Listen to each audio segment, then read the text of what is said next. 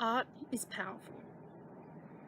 In education, art is used as a way for students to imagine, engage, and interpret a vast variety of cultural outlooks and experiences. Jingri. My name is Georgia Armstrong, and today I will be unpacking the concept of colonisation. Using visual arts such as drawings and paintings, I will demonstrate the importance of understanding Australia's colonial past, but also how detrimental a role this plays in our modern classrooms today. I think that we can all agree that the histories and narratives of our nation are often told based on bias, spoken from the perspective of the dominant, the European Australians. Therefore, it is important that we unpack the events of the late 1700s. By gaining factual knowledge, we are able to teach factual knowledge. In broad terms, colonisation can be defined as the seizing of a domain for one's personal use. Therefore, when referring to our own history, colonisation is defined as invasion and established control of Indigenous land and people by Captain Cook and the European settlers.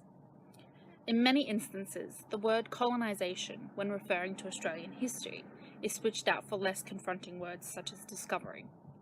This is problematic.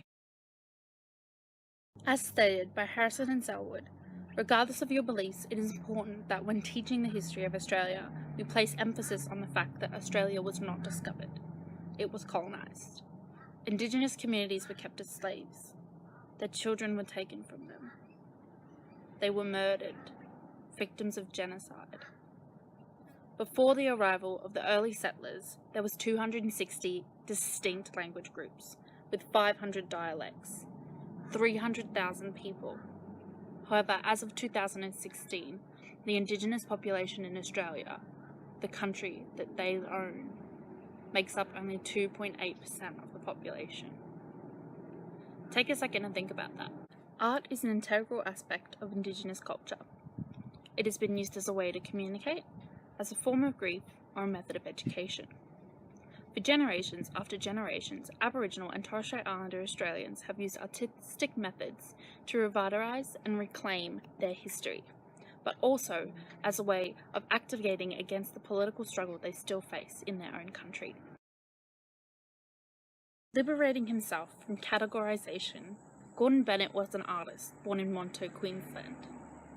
Although being of Indigenous Australian descent, he did not want to allow himself to feed into racial stereotypes, therefore created an alter ego, John Citizen. Released an oil painting titled Possession Island Abstraction, pictured to the right. This artwork takes reference from an etching done by Samuel Calvert, showing colonisation taking place.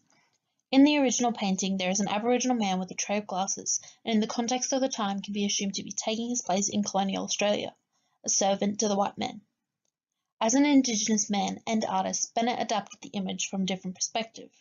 Eliminating the representation of the Indigenous slave, he painted a geometric-inspired representation of the Aboriginal flag. This decision changes the meaning behind the painting deeply, now giving it a sense of indigeneity that originally was being taken away. As educators, we must recognise the correlation between colonisation and Indigenous education. For decades, there has been educational policies that impact Indigenous students negatively through racism and separation, all stemming from colonisation. It is important that we note that westernised forms of education we see today were formed on the elimination of traditional knowledge processes. Discussions on colonisation of Australia are often avoided, as like any topic surrounded by controversy, people are afraid. Educators in the past have avoided conversations on colonisation as they make them feel uncomfortable. To not have these conversations because they make us uncomfortable is the definition of privilege. Our comfort should not be the priorities of these conversations, and we cannot just stay quiet.